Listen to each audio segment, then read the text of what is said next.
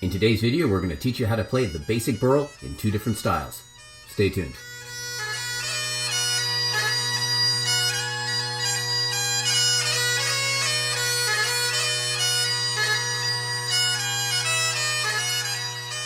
Well, hello everybody, I'm Matt Willis Bagpiper, and on this channel I make videos to make you a stronger and more confident piper. If you like this kind of content, please think about giving the video a like, subscribing to the channel, and hitting that bell icon to be notified of when I post new videos. I also teach Skype and online lessons if you want more personalized instruction, but more on that later. In the description below, there's links to the PDF documents I have here, so go ahead, download those, put them on a tablet, print them out, have them in front of you so you can follow along. The burl, the dreaded burl, the thing we have to do with our pinky, but man, when they work, they sound awesome. So the burl is all about 3 low A's, and those low A's are separated by some sort of lateral motion across the low G hole, separating the A's apart. So we can do that in a number of ways, but today we're going to focus on 2. So we're either going to be learning the 7, where we sweep down across the hole and then curl back, or what I call the up-down, where we start from below the hole, sweep up, and then back down. And when properly done, you get a rapid succession of low A's that sound really cool. And yes, I'm aware there are other burls out there. One of the biggest other ones is the tap curl, where you tap once and curl back. You could use this if that's the one you want to try. Go for it. That said, I have yet to meet a piper, just personally, that plays a tap curl style burl that is happy with it. I think just about every one of them has either changed burls or is thinking about changing burls to a different style that is a little bit more reliable for them. But that's neither here or there. If you play with a tap curl burl, man, that's awesome. And if you know any tricks and tips to share with people, please comment below with what your particular thing is and why you enjoy the tap, curl, or cobra style burl. And then there's a number of other ones too. One's like a tap and push. There's a couple different ones. I don't see them often, and I personally don't know how to play them, so I can't show you. Between these 2 styles of burl, I have been able to teach dozens, if not hundreds of people how to play the pipes well and have good sounding burls, so I know one of these 2 can work for you. I also want to add the double tap. Just tapping the finger twice, that doesn't seem to get it done. For whatever reason, we just can't seem to tap our finger quickly enough twice. I mean, if you know someone who can really do a double tap well, please link below to a video. I'd love to see it, and I'm not trying to say it can't be done. I just know I've never seen someone with a double tapped burl that had the feel of a burl. They always just are a little open and clunky when I've heard them. I recently made a video about a test you can do for your hand, and there'll be a card linked up here for the full video, but we're going to do that test briefly one more time right now. And with this test, we're going to see exactly how flexible your pinky is and whether the 7 style might be right for you, or if you might want to try the up-down style that we'll discuss here too. Anyway, take your right hand or your lower hand, if you're covering the channel with your left hand, whichever hand's on the bottom, take it, put it palm up, grab your pointer, middle, ring finger, and then try to curl your pinky into your hand. Now you can see here with me, I can just get it to lift a little. I can't even get it to start curling back. I failed this test. But many, many people, I've been told up to 80%, when they go to do that, their pinky curls into their palm without any problem whatsoever, and that's fantastic. When you go and take this test, if your pinky readily curls in to your palm without any stress, without any popping or anything like that, then the style of burl I think I would recommend for you at least to try would be the 7. If, however, like me, you cannot pass that test, instead of trying the 7, I would go straight to the up-down burl. It's the burl I personally play, and one I figured out after actually injuring my hand from trying to do a curling style burl and giving myself tendonitis and trigger finger in the process. So if that motion is difficult for you to do, there is an alternative. That said, many, if not most of the pro players that are at the highest levels play some sort of 7 burl. So if you can do it and it doesn't hurt you, then that would be the one I would go with. If you've been following this basic series from the beginning, you know that in one of the number 2 episodes, I had you do paradiddle warm-ups with all sorts of fingers, including your pinky. If you've been doing that warm-up, your pinky should already have a fair amount of dexterity, which is fantastic. If you haven't seen that warm-up, again, there is a link there and in the description below. Check that out. Get your fingers warmed up. It's something I very much recommend. But if this is your first time doing it, that's fine too. This will still get it done. So for the 7 burl, so again, the 7. It's called that because the motion of your finger ends up kind of looking like you're drawing a 7, down and back. For this, the initial motion is a downward sweep of the finger from above to below the hole. And I'm not dragging it down. It's a very light motion. I'm just trying to separate the air coming out of that hole. I'm not trying to really dig in. It should not feel like a pothole. Ka-dunk, ka-dunk. Just a light sweeping over the hole, not a scraping. So in the first line here, we're going to go ahead and start with just a G grace note to emphasize the first note, and then I want to sweep just down, down, down.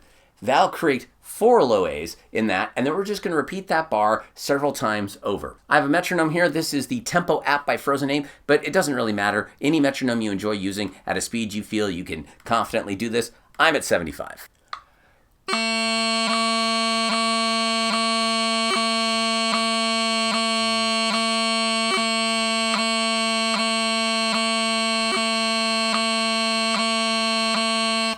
When you can do that first line and all those downward sweeps reliably and on the beat, we're ready to move on to the second line.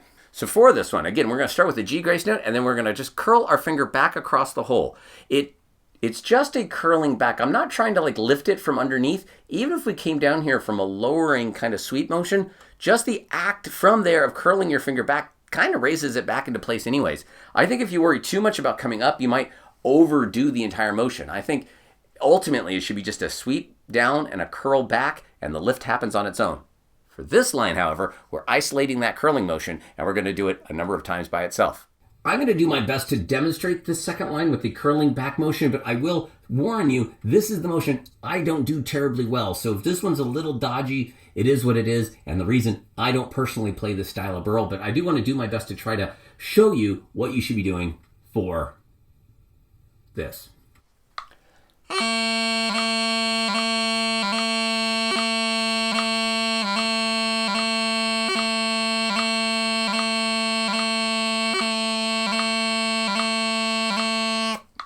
Again, one of those in particular was a little big, but again, not my method of burling, but again, one that might work for you. So when you can do that line good, reliably, cleanly, and that you have control of that motion, it's time to put them together into something that much more closely resembles the embellishment we're looking for, the burl. So now we're going to come in with that same G grace note, sweep down and curl back. We're going to do it twice slowly with each note getting either 1 or 2 beats, and then in bar 3, we're going to try to do it at exactly twice the speed, and then again, 1 time slowly. When doing this style of exercise, I have this quite a lot in the various videos I've made.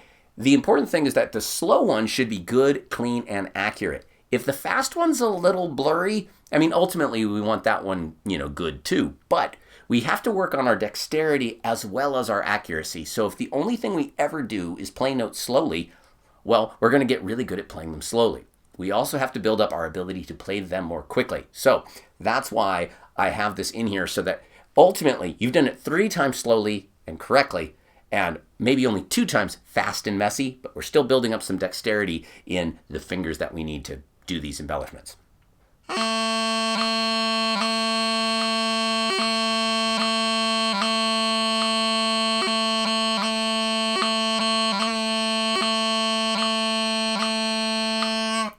For me, that actually wasn't too bad for those 7s. One of them, again, was just a little dodgy on that curling back motion. For anybody that is doing this, if you're starting to feel any sort of tension, stress, crispiness, like it's clicking in or out of place, I would stop and go on to the section for the up-down burl. But again, if the finger is feeling good, if your pinky's feeling good, let's keep going with this one. Now, let's discuss the up-down burl. This is my own preferred method of burling because, again, the curling method doesn't work for me. So with this one, I tend to start from underneath the hole, sweep up and across, and then down and across. And again, it's a light sweep. I'm not scraping. It's a very light motion. But in this first line, we're going to focus just on that upward sweep from underneath. So I'm going to come in, again, with the G grace note, and then sweep up and across 3 more times, separating that A into 4 parts before we then repeat it with another G grace note and another several upward sweeps of the pinky.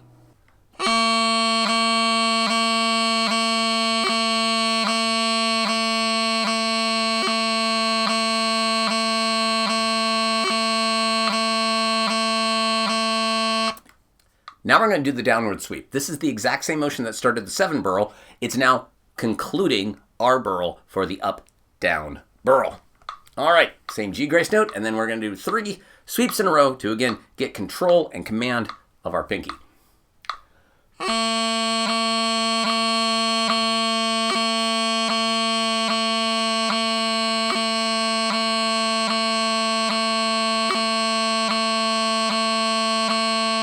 When you can do each of those lines good, clean, clear, and accurate, it's time to go on to, well, the burl. 2 fairly slow, 2 at a more reasonable speed, and another slow one. Again, the idea being that the slow one should be very, very clean, very accurate. If the 2 fast ones in that 3rd bar are a little dodgy, it's all right. Work on getting them clean.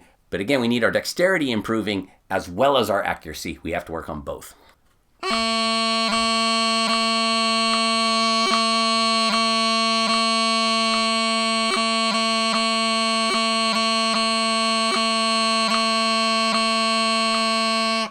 So whether you're doing the 7 or the up-down burl, now it's time to start applying these to, well, real-life bagpiping scenarios. And for all of these lines of burls from one note to another note, I'm going to be just doing my up-down burl. It's the burl I play. You practice the burl that you want, or have them both going. You know, if your finger is that flexible, but you want the variability, you want the option to play this up-down burl, go ahead and go for it. I mean, it's going to be another tool in your toolbox, and that can't be a bad thing. But in any case, you're not going to see me doing any more 7s today on this exercise. And the first one we're going to talk about is the burl from low A. So the burl from low A is an interesting burl because it's not written, in my opinion, quite correctly. In my opinion, the sweeps of a burl should happen just after the beat. Not very much at all, just after. Because if we look at burls from any other note, and you can just go down to the very next line, burl from low G, burl from B, burl from C, you can see that the burl itself, the embellishment when written out, has 4 grace notes. Now, there's only actually 2 grace notes in it, the 2 real grace notes being the 2 low Gs, the sweeps or the sweep and the curl back. And then we have those A's, and those A's are what I call sounding tones. They're the part of the embellishment you want to hear.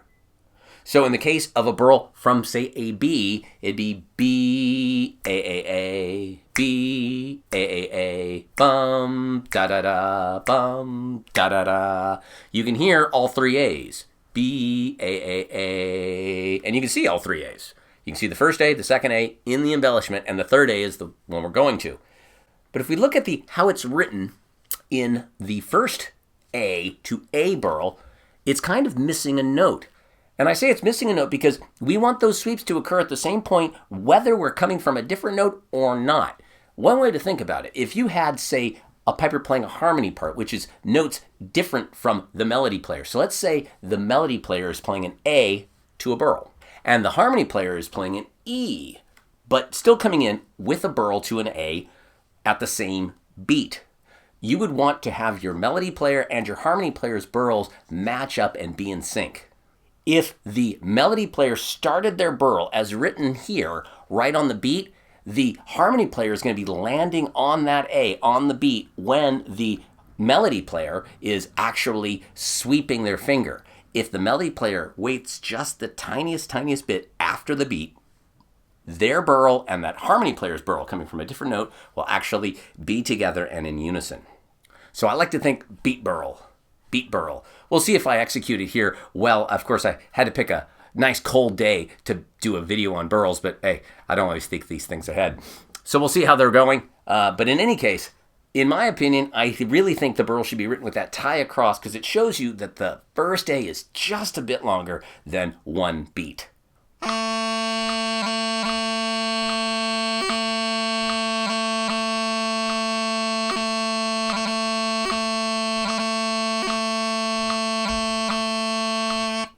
Burls from low G. These can be challenging because we're going to have to sweep our finger or sweep and curl our finger as well as having just lifted it off of a note. So it's going to be pretty busy. Let's go ahead and see how they go.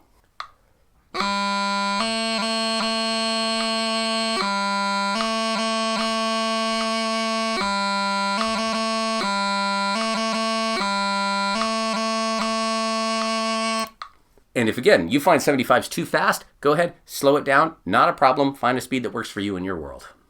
Burls from B. This one, again, can be rather challenging. In fact, all the burls from the low hand notes of G, B, C, and D can be challenging because you're having to move this pinky while also changing notes with fingers on this hand. When we get up to the top hand, as you'll see, it gets quite a bit easier to execute these burls. But for these bottom hand ones, it is what it is. You're just going to have to put some time in and get these fingers nice and athletic, nice and dexterous. When I play this burl, I tend to, since I'm coming from below, I tend to bring my fingers down. Now, this one's coming over the hole, but this one is actually coming below the hole and immediately sweeping up so that I get that little bit of an A before the first sweep of the finger.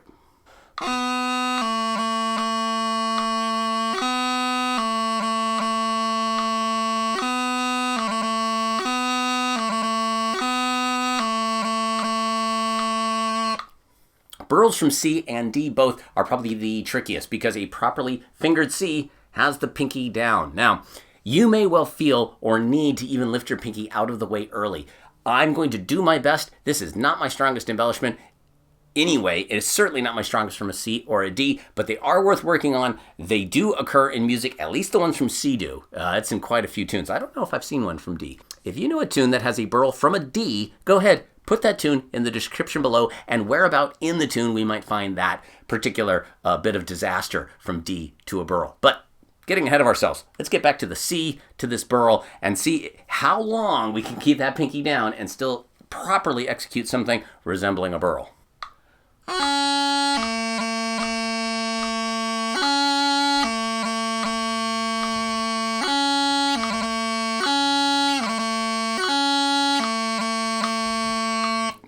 And this is a perfect time to talk about what we don't want on any of these burls where we're coming from a different note. And that is bum, bum, da-da. The idea being that it should be da-da-da, da-da-da, dead even though the last one is longer. But it's not da-da-da. We don't want to emphasize that first A. You can see that A was quite long. That's like a C to an A and then a burl. We want a C to a burl, where that first A isn't too long. In fact, I'd almost rather have that A be too short or non-existent than too long. It would be less distracting. So if in doubt, aim to have a slightly shorter first A, but take some time. I think you can get them so they're good, clean, even between da-da-da. That the A you're landing on is the same length as the A between the two motions of your pinky. All right, burls from D. Let's see how these go.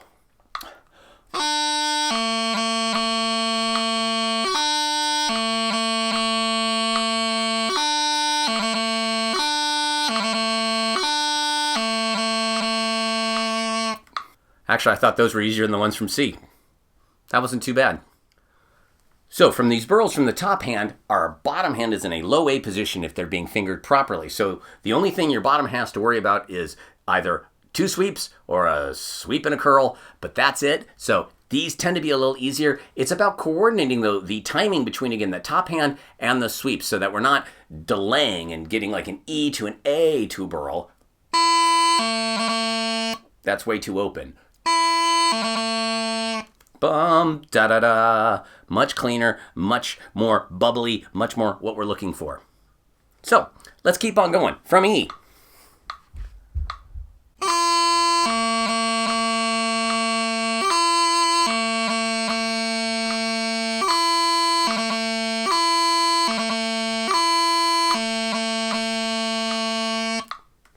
From F.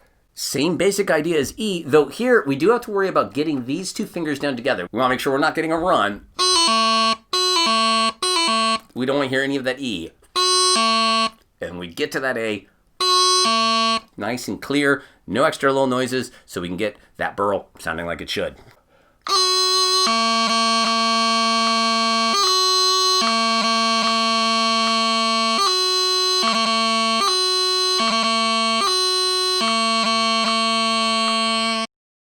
From high G, same idea as F. We want to make sure, again, that we're not getting any runs of these fingers going down. So when I play a high G, I like thinking about having my middle finger a little higher than the ring finger and the pointer finger even a little bit higher yet still. You can see right there, they're not quite level. Now, I don't want anything too crazy, but there is a slight angle. And when I bring those down, they have a tendency to land more evenly and together and avoid the run that you might get.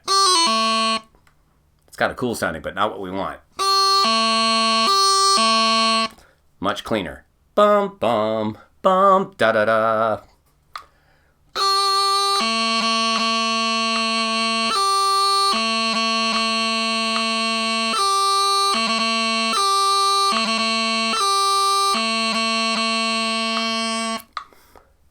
And you can also see high A grace notes. We just covered these in the previous video in the basic series here. So again, link up here if you need to check that out. But make sure that you can do the high A grace notes. That's going to emphasize notes to or from high G, in this case going to the high G. So get that high A grace note under control too. And then finally, from high A, same thing as with F and G, we want to make sure that we're coming down from high A cleanly to low A and not stopping the chanter and not having a run of any sort. So watch your blowing, don't overblow your high A, and let's do it.